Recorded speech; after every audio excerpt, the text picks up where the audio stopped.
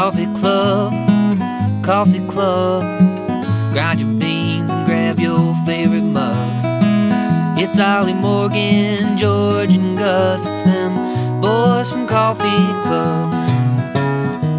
Boys from Coffee Club. Hello everybody and welcome back to the Coffee Club podcast, episode 129. My name is Morgan McDonald and I'm joined by my two lovely co-hosts, George Beamish and Oliver Hawar. And today we got another exciting episode. I mean, today's going to be pretty straightforward. A few days ago, we had the 10 go down, so we're going to be covering that. And then we're very excited. I mean, is a bit of other news to get into, but we're very excited to hopefully get to some more Coffee Cauldron today, give you guys some of our great famous advice, which we've been missing for a little bit. So got all that coming up. Before we get into it, well, shall we do the March Madness one first? The announcement for that? Let's start there. March Madness week. Yeah. Big week. I didn't know that until today. That's how, I think, like, I can't even explain how big of a difference it makes in my life, like, just living the way I do live now compared to in college. When I walked into the locker room, Sports Center was just always on. So you just have this constant, like, all the storylines you're just getting kept up to date with. Now it's just whatever my Twitter algorithm gives me, which... We did have a little... Not much, man. We did have a little, like, I think when we were in Sherman with Carlos and Zach Snyder living down in the basement, they always would have some sort of form of sport, whether it was college or not. Carlos definitely kept us more up to date. I feel like we were still like 1 foot in, and then now we're just completely out. I was definitely caught by surprise a little bit when it was like, oh shit, time to make your bracket. So what's the announcement? Oh, well, this announcement is late, right? This announcement is late, but hopefully you already joined the Coffee Club bracket. What did Tom call it? The Gus Games? Yeah, the Gus Games. We're going to have some sweet prizes if you win. Maybe if you podium, but don't quote me on that. Maybe just if you win. We have both a men's and a women's brackets, and I think the prize is some exclusive... It's an exclusive time with George Beamish. You get 2 hours. One-on-one. Yeah, 2 hours of George. You can do anything you want. Yeah. Coffee date skydiving. Coffee date skydiving. George can make you bread and a cup of tea. I think that's like top 3. And then number one, you get a whole day with George. Maybe I think they only get that if they get a perfect bracket. Yeah, if they get a perfect bracket, they get a whole day. They get a whole weekend with George. That's what I was going to say. What's your number, George, that you would comfortably agree to? Say if someone in our bracket gets in the top 1% of brackets, is that? I mean, that's. I was about to say that sounds good, right? But yeah, I don't know how hard that is, but that must be really. I can't hard. wait for that to happen. Would you agree to 2 hours of one-on-one time with them? Top 1%. Yeah, on the ESPN. All right. Lock it in. We've locked it in. That sounds insane. I hope that's insane. Yeah. I'm pretty sure it is. Last year on day one, my bracket was in like the bottom 6% or something. Busted.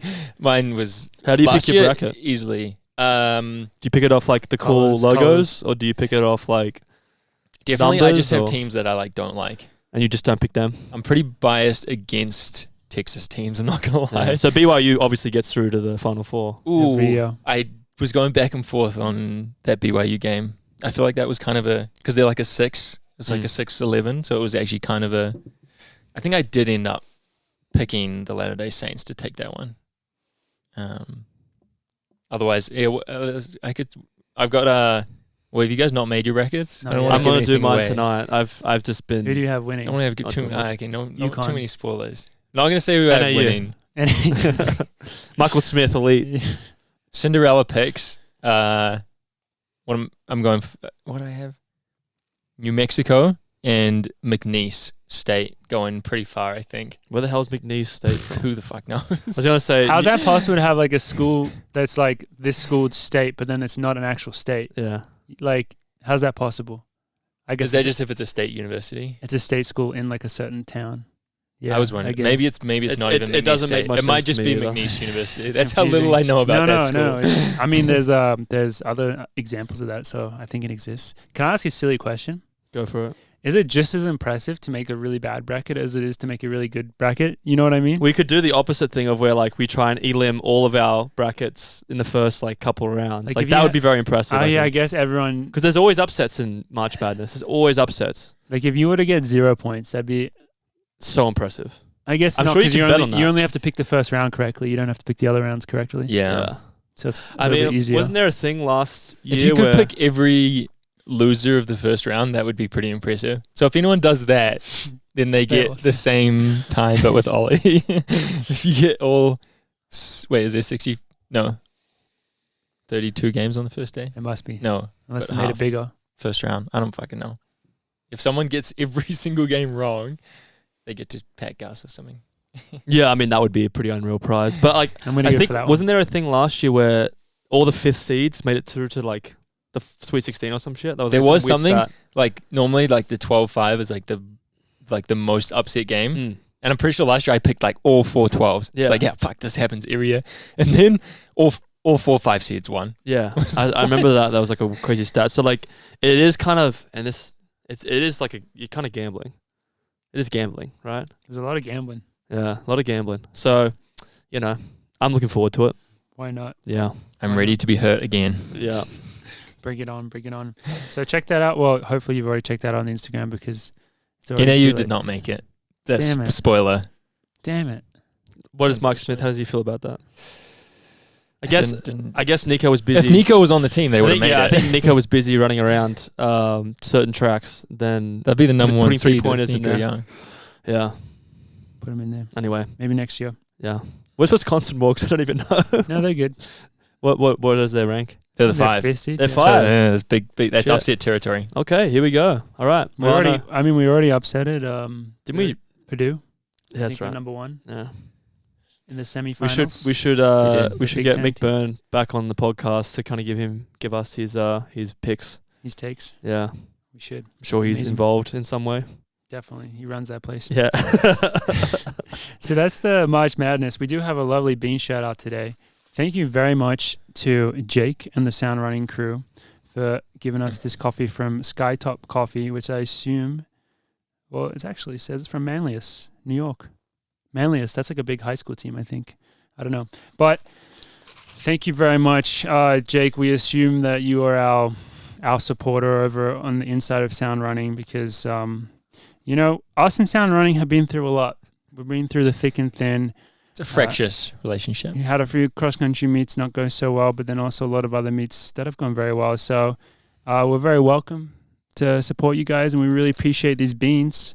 And speaking of Sound Running and putting on some great meets, the 10K.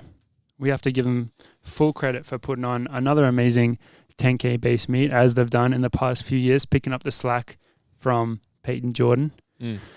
Which unfortunately doesn't exist anymore. But, I mean, this meet was awesome. I mean, I think going into it, we did a big preview. We knew it was the 10K to go to for most people to go and chase the incredibly hard 10K standards. And, I mean, I guess our expectations were met and exceeded. Ollie, you were the one that won in terms of your pick for how many people would break 27. I think, what was the number, like 7 or 8 in the end? It was 8. I feel like Ollie, did he say exactly 8? I thought you did say something like that. I just knew he said, like, I think we put an over and under at around, like, is either like 3 to 5, and Ollie said he hopes it's over. And I said, I don't believe it'll happen. Yeah, I mean, unfortunately, certain athletes weren't under that I wanted to be under. But, I mean, I think from everything that we've seen, particularly with that meet, having the pacing lights, the weather seemed fantastic, the amount of talent that's currently in the US, and all the lead up to it, I felt very confident that we'd get a lot of sub-27s.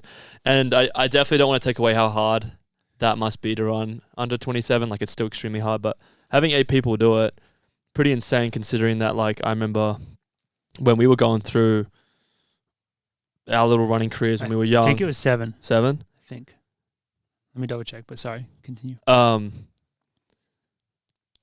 forgot what I was going to say. Something about when we were going through our little running careers. Oh, yeah. That, like, I mean, when Chris Linsky broke 27, like, it was insane. Now you have, like, 8 people doing it at... That was 8. Yeah, 8 people? Mm-hmm. At the 10. It's, like, it's pretty incredible to see where, like, that event has come. At least on the men's side, I feel like is that like the most people that have ever got the standard at that meet? Last year was only Woody and Joe.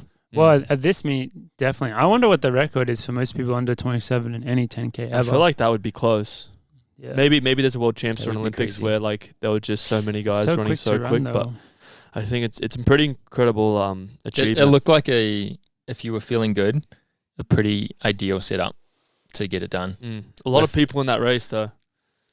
A lot of people, but like ridiculously long line. In a way, there was so many people in it, but for a 10K, I feel like it almost doesn't matter, especially when the pace is set like so well. Like everyone that went through 5K in around 13:30. Like if you were gonna, so the race was won in 27:52.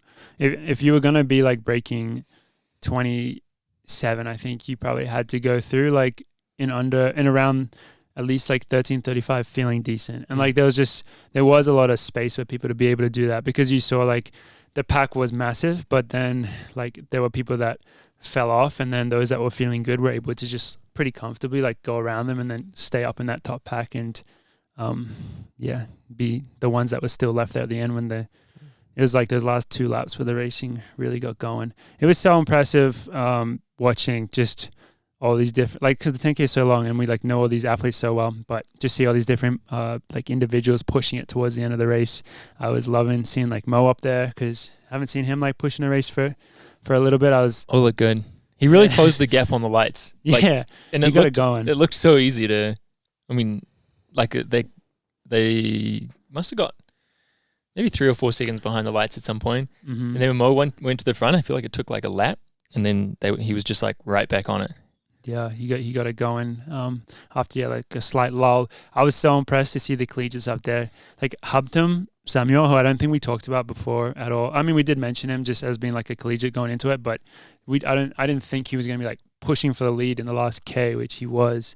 I don't know if he was actually leading, but he was like pushing it. And then obviously you had Nico right up there, and then Grant.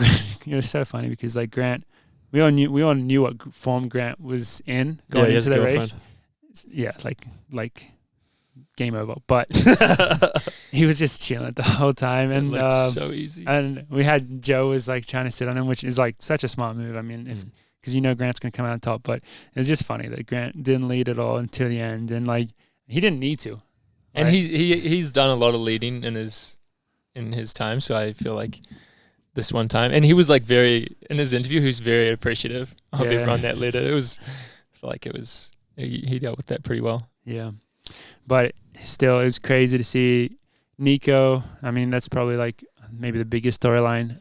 10K debut 1 week after doing the 3K, 5K double at NCAA's, coming back and fighting for the win against literally the other best 10K runners in America, and just running such a crazy time. Collegiate record, 27:52, like strong. 26:52. 26:52, sorry. Yeah. Strong. I think it's probably solidified as one of the greatest indoor seasons from a collegiate distance runner. Male collegiate distance runner ever, surely. That's pretty incredible. Well, it already was. I mean, like, think of his, like... Do you count this as his indoor season, though? I think it's his outdoor. I still count it as indoor, particularly as a season for an NCAA athlete, because... But it ended at NCAA's. But this is the thing. I think you just count like these 2 months. I think you just got to count it, because like it's still an NCAA record, and it's in the winter season technically. And if you look at it, like, okay, so he did that crazy mile in the dome, and then he just kept fucking crushing everything. Well, he started even before that. His first race 1 week after NCAA's or 2 weeks after NCAA cross, it was already crazy impressive. It beat you the double that he did. Do you remember? Oh, that's right. Yeah, 3K, 5K double. I think you count it only because it's the indoor period. Why don't we just call it something different? Because it's pretty arbitrary. It's just like the most impressive track season. The most impressive 4 months for a collegiate. Just track season in general so far. And like he doesn't even need to do anything more in outdoor track for it to be like just overall the most impressive track season. I wonder what the ham and cheese bonus was for that 10K, George. Did you post an Instagram? That's not allowed. You're not allowed to get a bonus from the ham and cheese. Not allowed bonuses on in-hours, right? Isn't that the rules? I think that might be. I think it can't be. I'm sure they'll put some meat and cheese under the door. Surely. Just a little bit of extra ham. Yeah. I did love that his caption was not like "See you at NCAA's." It was "See you at the Olympic trials." Means business. I guess when you run 26:52, you think you can make the Olympic team. I would hope when so. only 3 Americans have it now. Yeah. Woody snuck under there at 26:57 maybe. Was he 8th out of those 8? He was 7th or 8th. Along with the Flagstaff guys looked good. Field shoot in Kurgat.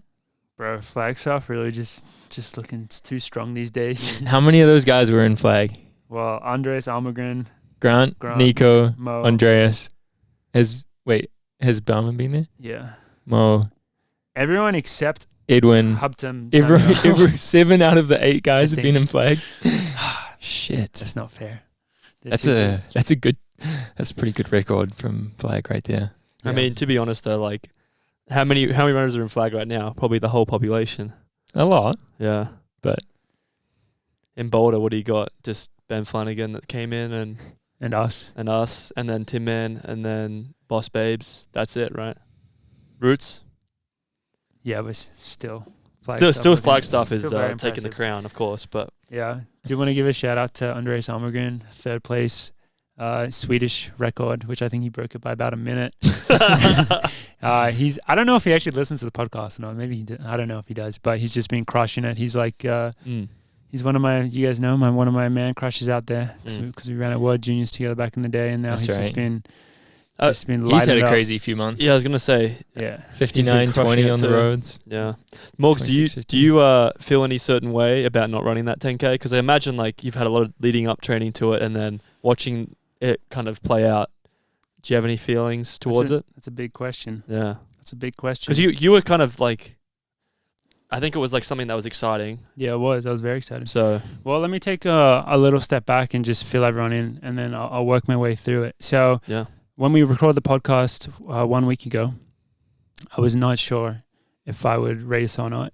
And then like, it was so funny because literally like after we recorded, I stood up and like my pelvis area didn't feel great. I'm like, oh, I'm not racing.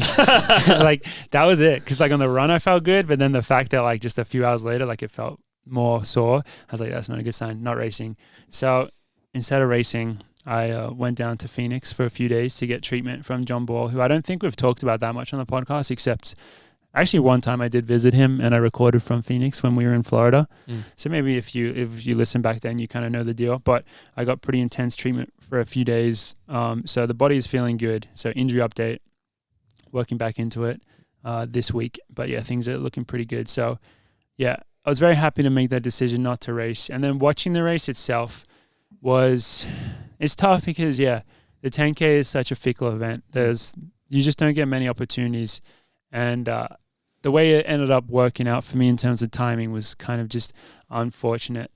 But I think overall, I'm very happy that I didn't race it, and I don't think it would have been smart to race it, and I don't think I necessarily would have been able to hang with that pack. So I think everything worked out very well for me. I would have loved to see you race that 10K. I personally, I think, but obviously like this thing came up and you addressed it and you made the right choice, the smart choice. And then when I heard you going to Phoenix, I thought, oh, he's going to flag to get in 100 mile week training. just to sneak it in away from Ritz.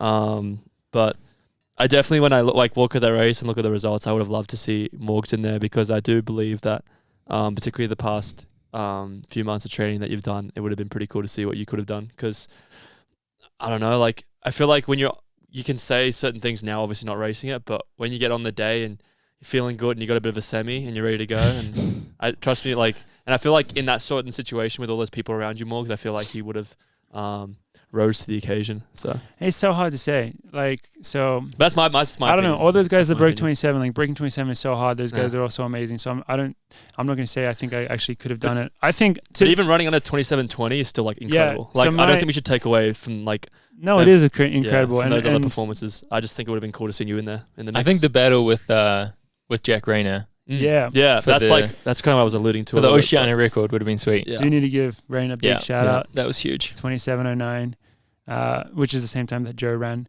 Really funny story. After the race, like apparently Raina was like asking Joe, like, "Oh, how'd you do? Like, what'd you run today?" And like in the race, and Joe's like, "Yeah, I ran 27:09." And Jack's like, "Oh shit, I ran that as well." Like they didn't even know. They didn't know they finished They didn't together. know that they had finished next to each other. But yeah, my honest, The great mustaches of the sport. Yeah. yeah, it's such a good performance from him to come over and do that. But my honest take is, I think I don't think the race is going to be the same next year. Like I think this was a pretty special race, but I think in 1 year from now I'll be ready to do good. Really, if I just keep training You'll consistently, be ready to break 27 next year. I'll be able to do this type of stuff. Because I think I would have been trying to break 27:20 in this race. Yeah. Like I think that's more where I would have been.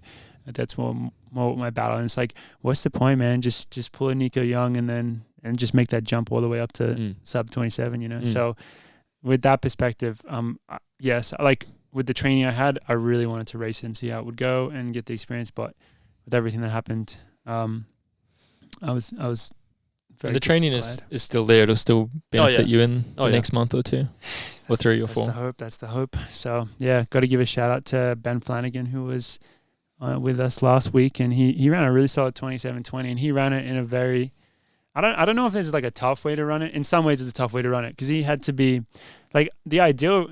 Probably who had the easiest race out of everyone was probably Grant in a way, just because I think he literally embodied go to sleep for like 9.6K. You know what I mean? He didn't. He knew that like no one was going to be able to drop him. And all he had to do was think about like sticking on them. Maybe he had to pay a bit of attention to the lights in case like the pace like really got away from it. But I think he trusted everyone to keep it going. Ben Flanagan, he ran 27:20 and he ran like a pretty consistent 27:20. Like his splits, I think, were pretty consistent. He had a good close, but I think overall like pretty consistent. And it takes a lot to like mentally be able to be like, all right, the pace of the race, like the front is just like a touch too quick. And then you have to navigate like feeling it out on yourself, and you have to navigate. There's a lot of bodies coming backwards, you know, that you have to go around. Like you probably attempted to like sit on someone for a bit, but no, you have to keep your pace. And I think he did that very well. So shout out to him. Kaita had a bit of a tough one because he went out a bit quicker, and I think he felt the pace a little bit. Unfortunately, our boy Jonas did not have the best day. He said the pace just felt a bit quick. So that was tough to watch, but hopefully he rests up. His fitness is definitely there, and I know it'll come through at some point. So that's the OAC squad. But yeah, it was just I do love watching 10Ks, kind of in a similar way to watching like marathons. It's just like a long fight, you know. Unlike George. What about George? Did you like watching the 10K? It was this year with that many people actually racing at the front. It was like that was a pretty entertaining finish. There was a lot going on as well. Talking about some of the other like little mini storylines. One, Abdi just being like, fuck, gonna get down in 62, and just they sprinted so fast. Like that first 200, the whole field was ahead of the wave lights. Abdi was getting on. He must have been really thinking about like not wanting to get caught in the 36 people on the line or whatever it was. Yeah. And then Louis G took over the pacing for a bit in the first 5K, I think, like maybe 3 to 5K or something like that. It must have been later because it was when maybe right when the pace had dropped off. I think it was Abdi and then Luis for a little bit. Yeah, he took over for a bit and then unfortunately ended up going backwards. I'm so like those two. Were they both in the 27:20s? I think so. I think Abdi was a bit in front of him though. I don't know what Luis actually ended up running, but those two I'm shocked because I just think like they would crush the 10K just based on like common sense, you know. Well, particularly being like in the Mike Smith. And they train with Woody and I don't know how much they train with Nico actually, but. What do you think that different? Do you think it's just like there's a slightly different physiology that makes you good at a 10K? Dude, they were in Phoenix. They won in flag. They won in flag. Were they, George? I don't really know. They have been spending some time in Phoenix. Yeah. So like that's where's Nico been? Nico's been crushing races or in flag. So that's the secret. That's the secret, baby. It's flag stuff. That's the secret. George is trying to reboot it. I think.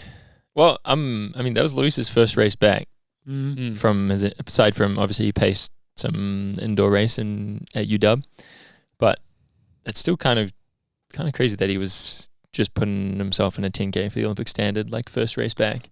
Not easy to do. Luis's has no fear in any race, which is you can like see it in all his racing. Like he's not afraid to ever go to the front of like world final or whatever it is. Very impressive. And I imagine that both those two have the mentality where it's like, well, if I can do it with these people in a 5K, why would I not be able to do it with them in a 10K? Yeah. But I guess it doesn't quite work like that. No. They seem like better 5K runners. Yeah. Still at this point. I mean, it's also like the 5K and 10K is just two very different events, in my opinion. Like you can see certain people that are able to double it, but I still think it's very different. Like 5K racing now is like 1,500 meter guys, like similar to Jakob's style, just crushing those type of races, particularly in championship races. Like I think Luis is that kind of racer. Yeah, well, there's always been just people who have more range and people who are more specific. Speaking of range, do you remember your quote, George? That's in the notes. If he was going to break 150 in 27 minutes within a month or something, it's pretty good. Yeah, probably no one has even like tried to do that before. No. Unreal. Jeez, how old is he? 21, I think. Man, Yeah. Ridiculous. I wonder what his contract negotiations are looking like right now. Lots of ham and cheese. Extra Lots of ham extra ham and cheese. Extra ham, extra cheese. Extra. I don't see him leaving the Mark Smith Extra Collective pickles. or Flagstaff, so I'm sure his options are individual deals, not team deals. Yeah, I feel probably. like he's part of that. He's one of the high members of the cult. Be hard to argue with what has obviously been working so well. Yeah, if it's taking you all the way to this level, like world class, and it's already proven to work for professional runners. Like, it'd be one thing if he was running this well, but he was in some random college town where there's no pros. Yeah. But for him, it's just a seamless transition. Just Yeah. He's Just already to training with them. sync up with Woody, Abdi, and Luis. That's like a ridiculous group right there. yeah. So, man, I wonder who his agent is. Maybe I'll try to be his agent. It's going to be a lot of money. 15% of. Is it not Haas? I thought it was Haas. I don't know. Coffee Club agency? Yeah. Should we reach out? Let's see. Let's put some feelers out. We'll see what comes back. But We might need to do an agency license first. But no, I don't think you do. Okay. Just skip it. oh, sweet. Another good run by Mr. Wildershoot. Never know how to say his name. Adrian, sorry. Did you guys see that on the Track All Access YouTube page today? They posted or maybe it was yesterday, an NAZ workout, I did see that. and I watched it. And dude, they're literally just doing like I don't remember where the coach comes from, but it's just Mike Smith training. You think so? Well, Like the hard 400? aspects of it. They do. Because I mean, I'm limited. I don't know what trainings everyone is doing, but I do know that Mike It was a Smith, sweet workout. does this training. For their warm-up, they do jog, and then they do 1K threshold, 2x200 medium, and then a hard 400, all with like good recovery. And then they did a sweet workout of 3x2K, 1K 400. And then in their cool down, to start their cool down, they do threshold as well. Yeah. Like, that's just Mike Smith. There I are would some elements that seem familiar. I really want to understand the idea behind all those different components of a big workout. Like, what's the idea of like a hard 400 makes sense to me at the start of a workout, because it just like it makes sense to try sprint when you're fresh, Primes the body. get ready going. What's the idea behind the threshold after doing a lot of really hard reps? I think like maybe getting your lactate would be kind of spiked and your whole body would be feeling it, right? So then if you can get into like kind of that tempo rhythm, go to sleep, back into threshold, your bodies can adjust from being tired to hopefully feeling like it can control that sort of pace. Maybe it just A little transition. Maybe it feels like it makes the threshold feel harder, but not is necessarily harder. Like your body's just, I think there's I don't know. probably elements of that. I've never heard it from the great man himself, but I think it's got to be something to do with like if you're talking, because they only do it after like specific VO2 sessions. It's not like you add it on after just any old session. So it's like whenever you're at your most, not even fatigued, but I guess like, you know, the highest you'll ever push your lactate and the hardest you'll run. And then maybe instead of just going from like the hardest rep you run all season to a 10-minute jog, you kind of just like do something in between to like flush the legs out a bit instead of just going to Could be a good recovery a sprinter process. jog. Infinite threshold, more threshold. Threshold Threshold solves everything. I would rather do a mile of threshold and then a shorter cool down for sure. Same. Yeah, I'm not surprised at you saying that. Same. Me and Ollie had the cool down chat a couple of days ago. Yeah. Yeah, I mean, like I'm so used to like 3 mile cooldowns. It's just like, but it is a lot. Like when in like someone like Ben Flanagan comes and he's just like, yeah, I'm just gonna run 10 minutes. I'm like, wow, that does sound pretty good actually.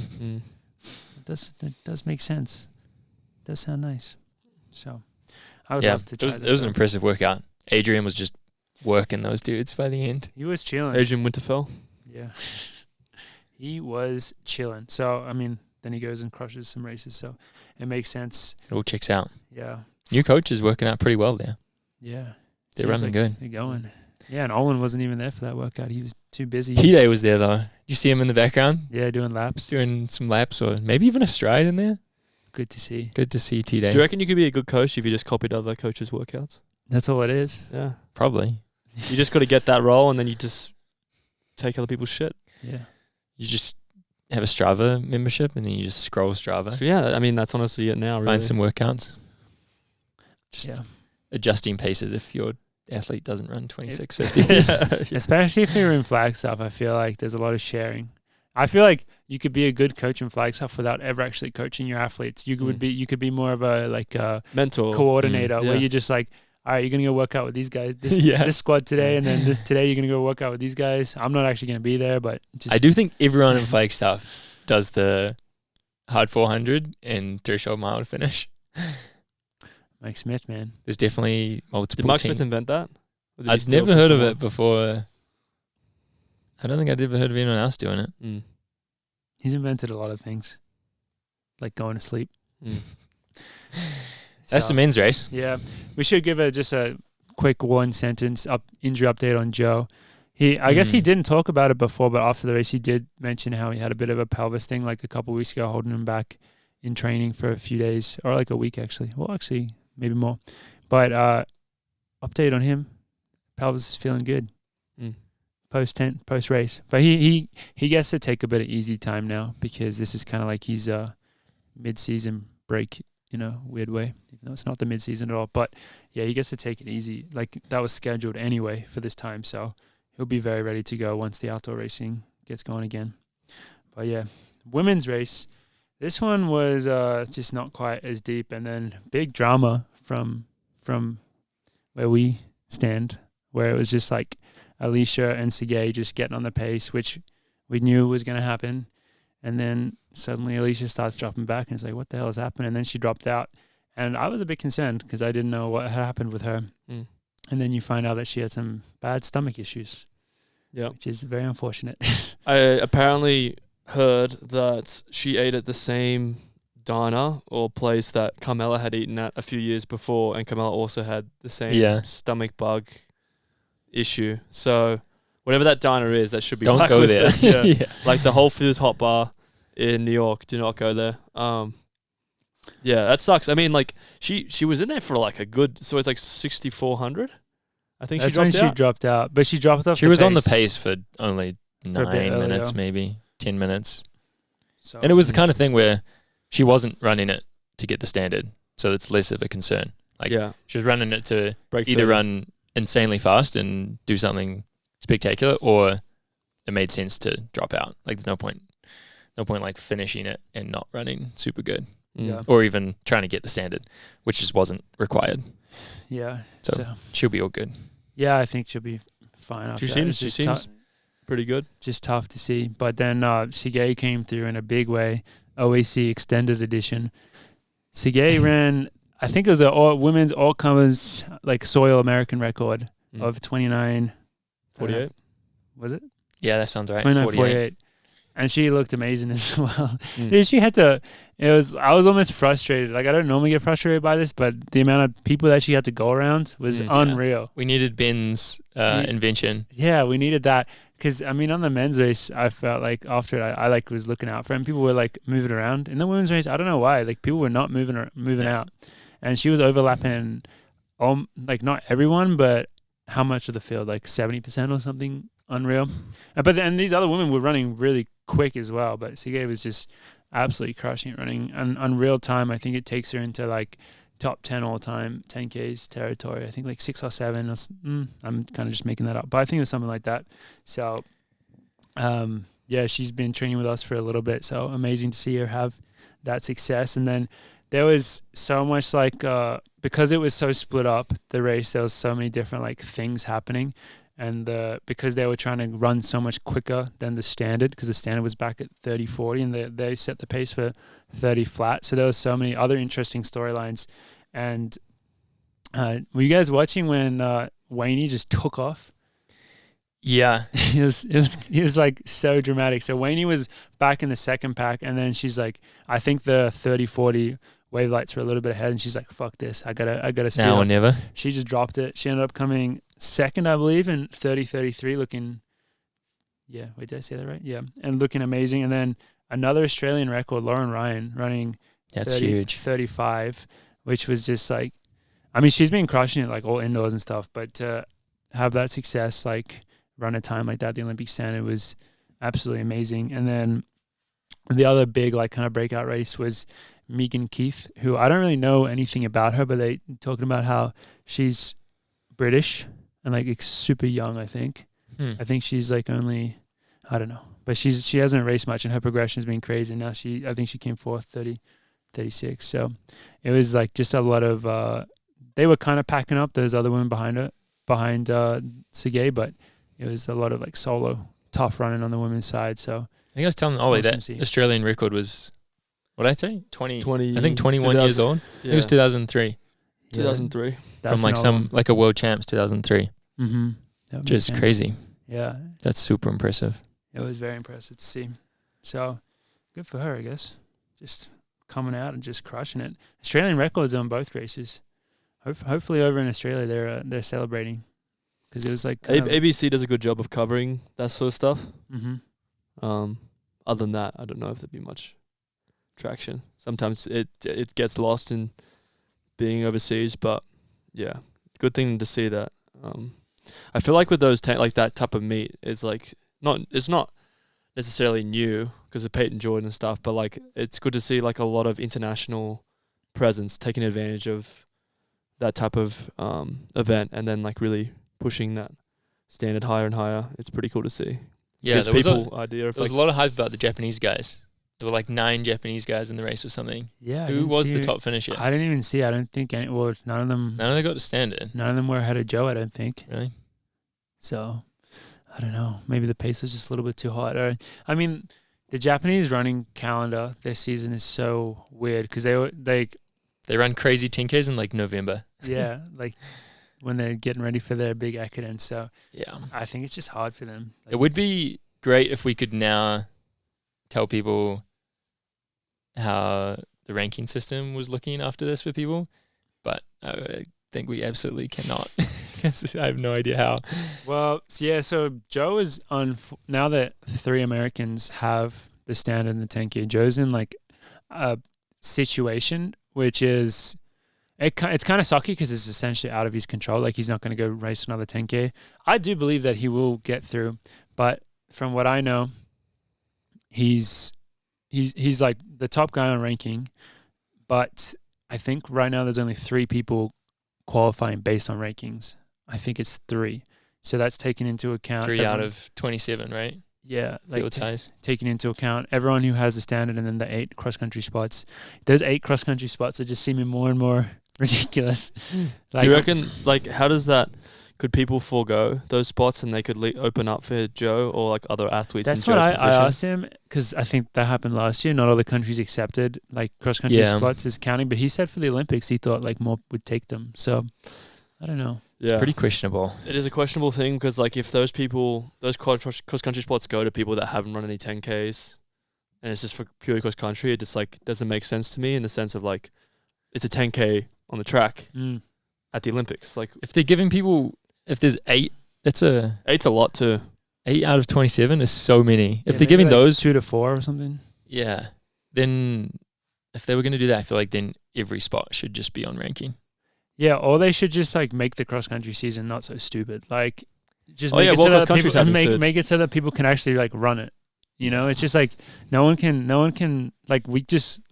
Do you know how hard it would be for us to go and do 3 cross-country races for just logistically? Like, you just have to go over to Europe and just like when we're trying to do track races, it's just really annoying. And it's crazy because I think Joe's actual 10K ranking, I think is like 8th. I think he's like 8th in the world. He's just like top 10, and like he might not qualify on rankings, which just seems like such a the system flawed, has some issues. So he needs to. But I believe because I just don't think there's going to be like 1 or 2 probably big 10Ks in Europe, and I guess people can also run it on the roads.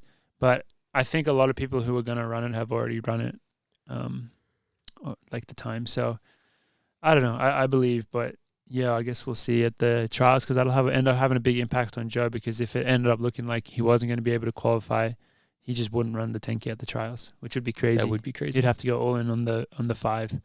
So we'll see what happens. But yeah. Some other notables from the meet. Drew Hunter, big 10K debut, winning the B heat in, what was it? 27:38. I It reckon. was 27:38. That's damn good. That's Really such a good. fast time.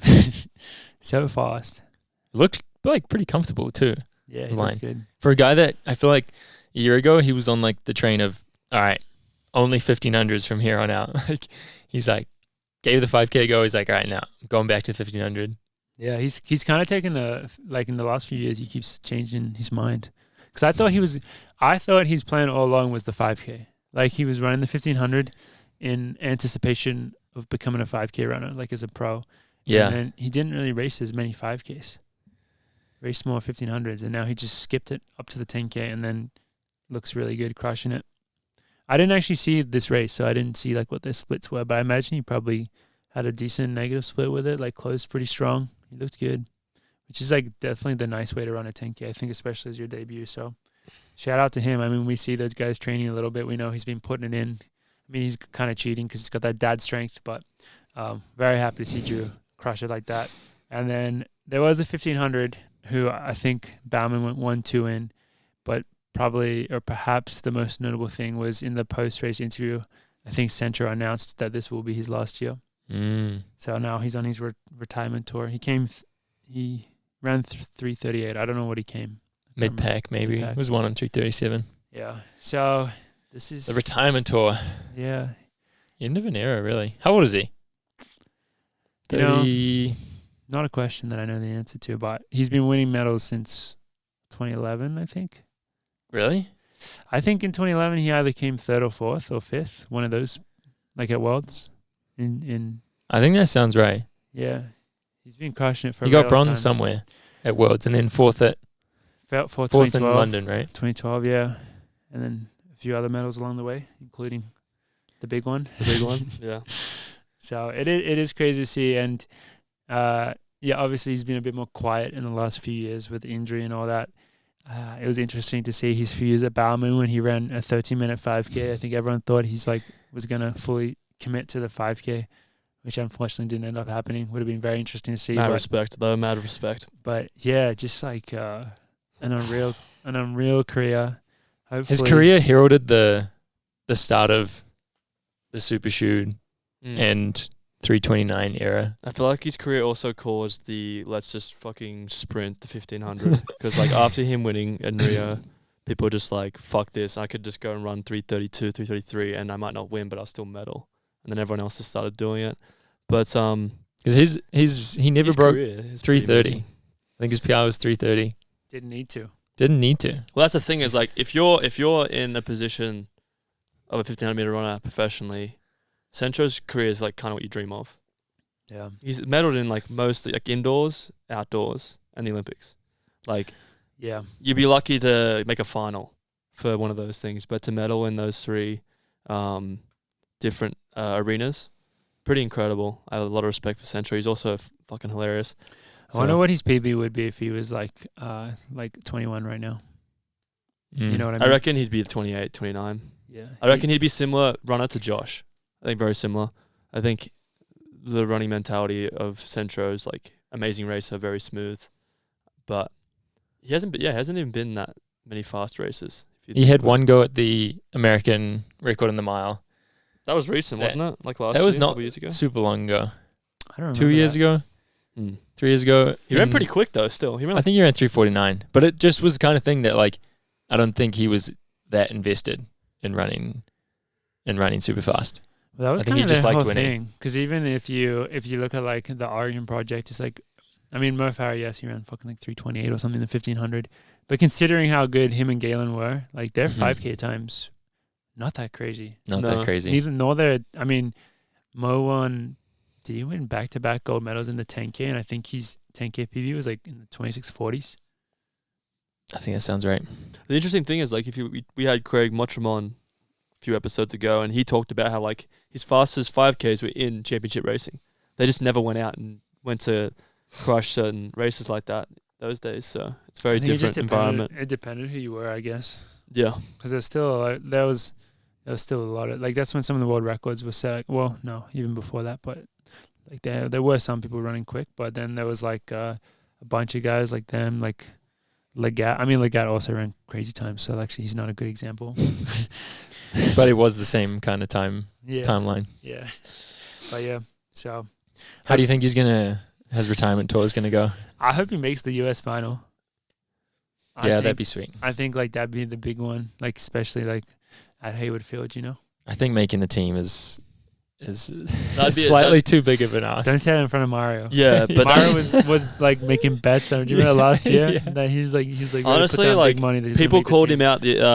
Like in Tokyo, they called him out saying that he's not going to make it, and he almost won. So he did almost win. I would just say like him making the US final must be his main goal, but then after that, just have fun with it. You just never know. But hope he goes to some random races.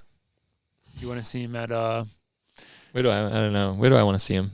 what's the meet that you put on your Sir Walter. Yeah, Sir Walter Mile, just crashing it out there. Yeah. Where will he finish? What's the last race of the year?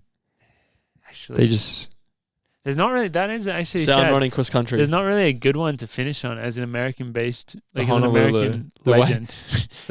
Back in the- Hawaii. the Mary Mile. Yeah, He was there last year. it's not a good one. Like we need some.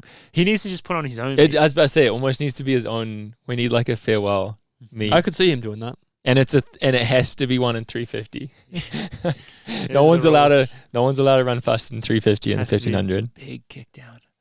Yeah. Just for old time's sake.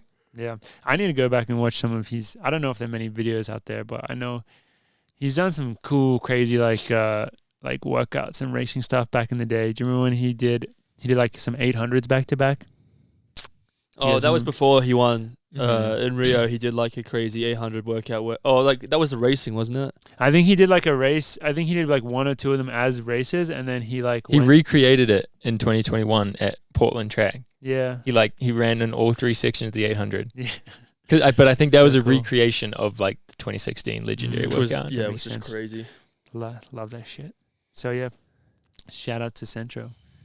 So excited to see. We'll get him on the pod after it all. that'd After be all of huge. it's over. I'm surprised he hasn't been on the pod yet. to That would be honest. sweet. He doesn't really come to these neck of the woods. Doesn't he live in? Does he live in Park City? He lives in Park City, Utah. He just trains there, does he? Or does he go to He's Flagstaff? been in Phoenix with those guys. He was in Phoenix. I heard him talking in his interview. He's just saying like he likes having the freedom just to jump around, just hop in different workouts. Like he says, he just like knows essentially what he needs, and he'll just like link up with people when he wants to. Just At keep that it stage fun. of your career, it's like you have Does he just that coach kind of luxury. himself? I think so. I don't know if he has someone else like helping guide him, but I Maybe his think wife. mostly. Is he married now? Mm-hmm. He's He married. is married. Congrats. Yep. So how do you always feel about a little bit of Coffee Cauldron? I think that's a great idea. It's been so long. Let's get him going. Get your advice hats on your heads.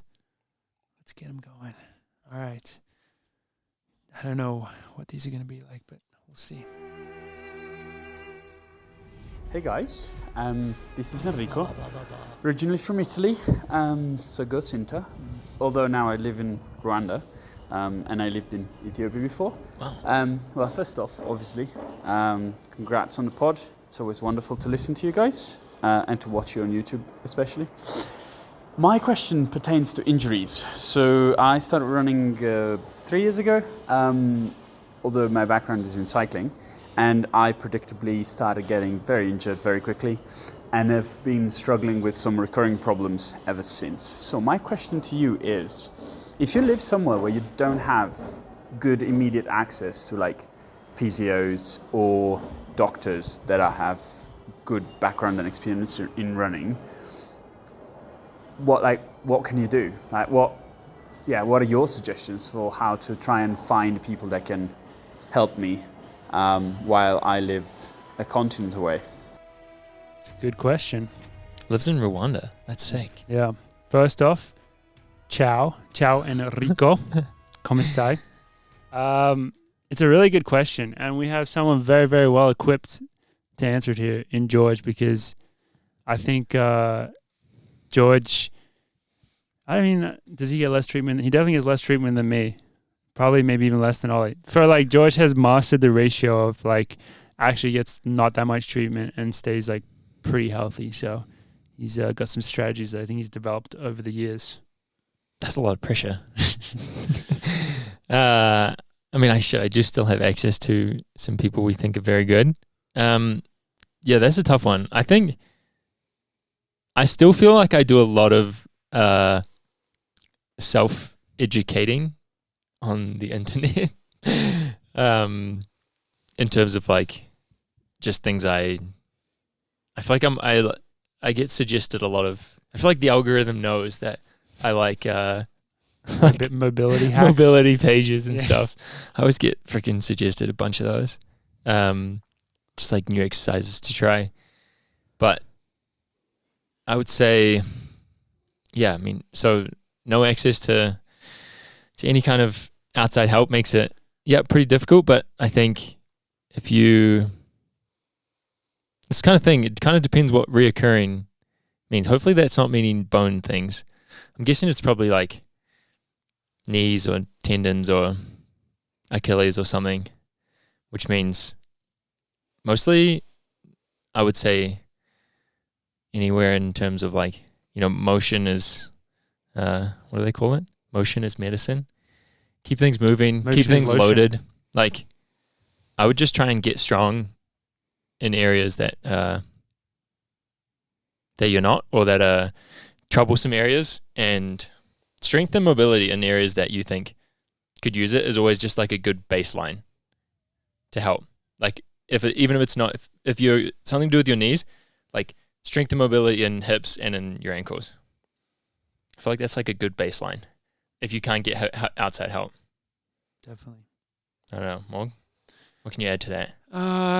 One thing that I kind of noticed is like I would have a tendency to like really rely heavily on like physios or whoever it is outside for help, and then you come to learn that like they don't always know, and so there's a lot of they'll do a lot of experimenting. So I think you have to be okay with yourself also experimenting. I don't think you can become like an expert necessarily on these things, but you can somewhat become an expert on yourself. So if you can really try to think about it a bit more analytically, like pretend, have a bit of like distance, pretend you are kind of like your own physio if that's what you need to be, and try and be a bit more analytical with it. And I don't know, maybe video yourself running, and like if you have a sore knee, maybe if you see the video of yourself running, like there is something that like stands out to you that you think like you should work on, because you can work on all these different things. And I think often it is a matter of just like chipping away and experimenting with different things, and then you can find stuff that helps you. But it takes a lot of like dedication to do it, because I think it's hard to be like constantly thinking about this type of stuff, and it's not good to like constantly think about it. But if you can have these sessions that you dedicate towards trying to help with it, I think that's a good way to try and go about it. I don't know. I'm not very good at like self stuff though, to be honest. Ollie, you got any thoughts on this one? No comment. But best of luck with it, Enrico. Yeah, best of luck. That's tough, man. It's very tough to try and solve all this stuff on your own. It's very tricky. What else do we got? Hi, Coffee Club. This request for advice is for George. It looks like we have very similar hair, and it looks like you often run in a bun, which is pretty stable and it looks pretty good. And I've never been able to make a running bun that kind of stays put. It always feels like it's flopping and it's going to fall out. So I was wondering if you could provide some step-by-step instruction on how to make the best running bun. Such a good question. That is a good one. I would say, all right, I got a couple of things for you. I think I have a like the way I put my hair tie on, Jenna thinks is really weird. Like I don't know if it's like non-conventional, unconventional, maybe. I think because I do it like if I'm putting it up and I gotta half do it, and then like if I get a bun going and like I feel like someone normally, or I think girls do it, they put like the whole ponytail through the whole thing and then twist it and put it all the way back around again. I don't think I'm explaining that very well. This is so above my pay grade. But I just do it right on top of the bun. Not like I don't pull the whole ponytail through before I make a bun. I just make a bun and then do a triple loop on top of it. instead of the pull through. Because if I pulled it through, it would feel super unstable. But also, I wear a hat every single day, so that helps the bun stay in place. If I'm easy running or if I'm running at practice, it's a bun and a hat pretty much every time. And then racing, go half up, half down, but same tactics or same technique for putting the half up. Triple, what's it called? Tied, but not pulled all the way through. That's the unconventional part. That keeps it stable. And don't wash it. Don't wash your hair. Because I think that like keeps it not as slippery. Makes so it's sense. kind of like knotted and maybe like not super conditioned, and then it doesn't slip out. It's worth it though. Ollie, you get some good lessons out of that. Yeah. We might need to break that down in like a hair tutorial for the Instagram or something. I'm sure. That'd be funny. I'm sure Tom Wayne can organize a reel. Yours is almost Yeah, but I've never like. tieable. I don't know if my head just is a different shape. But It curls so much, I think you'd need it. I just think it looks stupid with it as well. So it's also a factor. I don't think I could pull it off. Maybe one day my hair will get that long. We'll see. All right, number 3. What do we got? Hey, Morgan, Ollie, Jordy, most importantly, Gus. Jack here, also known as the San Diego aerobic enthusiast. Thanks for all the help you Discord gave me last legend. week with the rest day question. I'm actually using that rest day to record this question. So I've got a predicament here for you boys. It ties together the longing for love a man seeks from a woman with the pursuit of 5,000 meter greatness that I felt only the Coffee Club boys could solve. Basically, while I was out on this internship a couple years ago, I met this girl, and I thought she was cute. I asked her out, we went on 2 dates, but then that was that. We clearly didn't vibe together, but today I realized that she's the daughter of a prominent American distance running coach. Now, while we were very much a not good fit, and she lives on the completely opposite side of the country, I still have her number. I'm reaching out today to the Coffee Club boys to help me write up my first text or communication to her in over 4 years, as self-coaching has left me at a plateau in 5,000 meters, and I need her dad to coach me. I mean, the guy's done wonders with Eric Holt. Imagine what he could do for me. Thanks in advance for the help, and have a very Ritz day. Amazing. Mr. San Diego hobby jogger, Discord legend. It took a turn right at the end. Yeah. From what I thought it was going to be. Before we get into this amazing question, I have to shout him out in the Discord. He got a couple pictures. He was at the meet. Got a couple pictures with Grant. And Grant, he was wearing his OAC jacket. And I think Grant like made him cover up the OAC logo to get to take the picture with him for one of them. Or he made like a joke about it. That's pretty funny. So, yeah. Grant's our enemy, I guess. I don't know. But another amazing question. Such a good voice. We just need him to join us on the podcast frequently with a voice like that. But wait, what is the name of Eric Holt's coach? Do you guys? I know, like I can picture him. I can picture him. So I know who he's. No Hilly. No Tommy No Hilly, right, or something. It's something so. like that. I've always been. Yeah, I think that's his coach. So yeah, we have an idea of what's going on here. That's a big ask though. To reach out to a girl, did he say 4 years ago it was? Yeah. And he wants to ask her to ask her dad To coach him. across the country.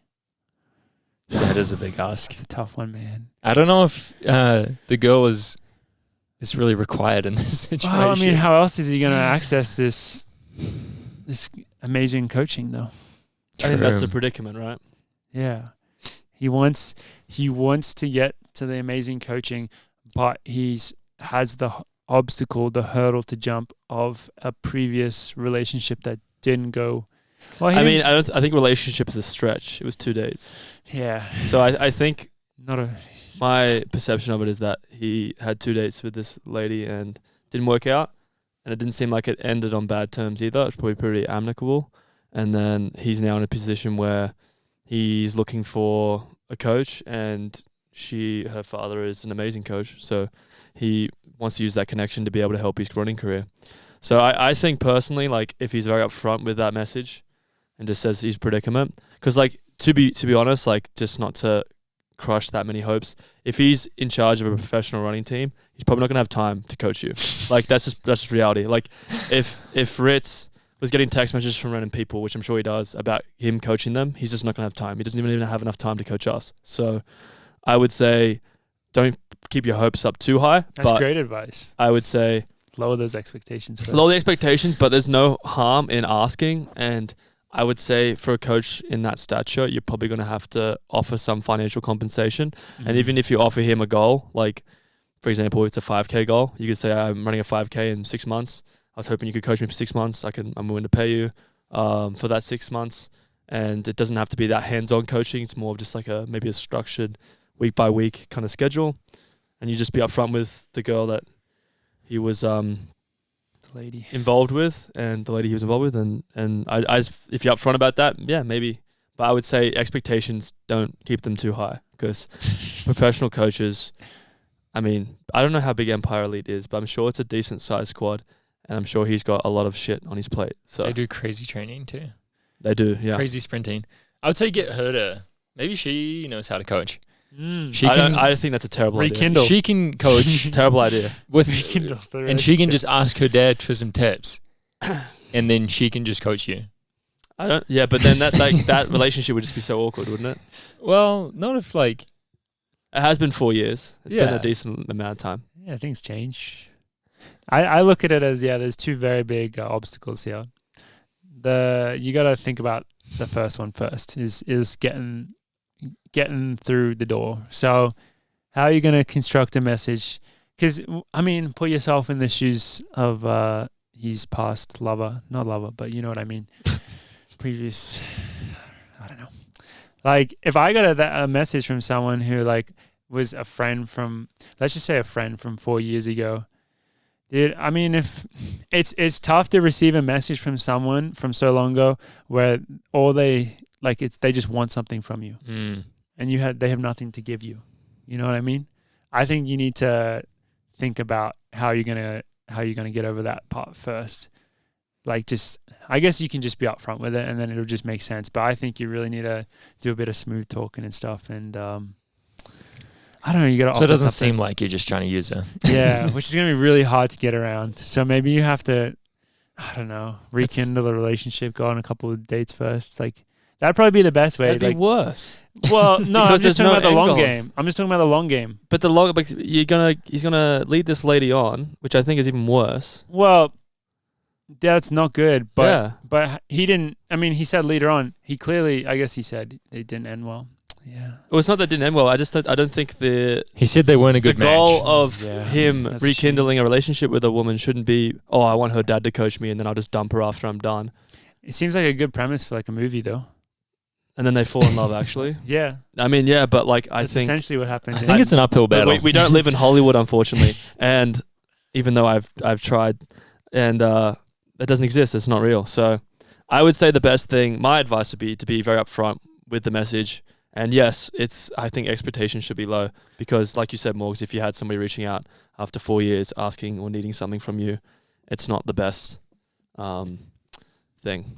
Yeah, I was looking for some like fairy tale Hollywood love story playing out here, but you're right. I think it's a bit of a reach. It's not a good premise if you're like, oh, I'm just gonna like date her for a little bit so I can have her dad coach. How do you know that there's no women locally that have fathers that are good coaches? I mean, so he's just gonna go on like the dating apps and his first question is like, please go on a date with me if your dad's a good running coach. Because there's a bit of a barrier there anyway, like for everything like coaching and stuff. Like San Diego to New York is not ideal. Maybe there's a local. Do Team Man do the axe and hammer training still? They do. He could reach out to them. I'm sure they have programs there as well. I'm just thinking of alternatives if this doesn't work out. What about Coffee Club coaching? George, Gus. I mean, Gus could coach, but a lot of it would be sleeping. Yeah, he's got the recovery. He's got the recovery down bad. Yeah, really got that down. Just need to work on the training next. Coffee Club coaching is still in what's it called? In beta? That's alpha. Let's take a step back. It's in alpha. It hasn't even made it to beta phase yet. We're working on it. But Mr. San Diego, apologies if that didn't really help you that much, but we're just trying to help you out in terms of your emotions. We don't want you to get too heartbroken or anything like that. So I think expectations low and just fire it off. Go for it. You know what? You only live once. If you feel confident with your message, or you've formed it out and sent it through, just do Mike Smith workouts. Yeah, I was gonna say if that doesn't work, then just copy whatever you see on the internet. Yeah, just get us. Or come to us. Get a Strava subscription. Yeah, just follow Joe and then just do whatever Joe's doing. He's broken 15, so it's true. Training works. I think that's it for today. Do we have anything else to cover? Anything that we missed? I think we hit all the notes. Mm-hmm. Notes have been hit. Well, with that in mind, I think that's it for episode 129. Some nice chatter today. Us boys, Ollie and I actually, we're going to be around for one more week, but then we're heading down to Aussie land next week. So, Yeah, we got kicked off the team. We're going home. We're going home. We got kicked out of the country. Not just the team. Not the team. The government's deporting us. Ritz deactivated our visas. Yeah. So you guys got to get out of it. He has a special button he presses in his office. So look forward to that, everyone. We're going to have some cool episodes from down under leading into a big race down there. So we're very excited for that. But once again, thank you very much, everyone, for listening. And we look forward to seeing you all next week. See you. Bye-bye. Coffee Club.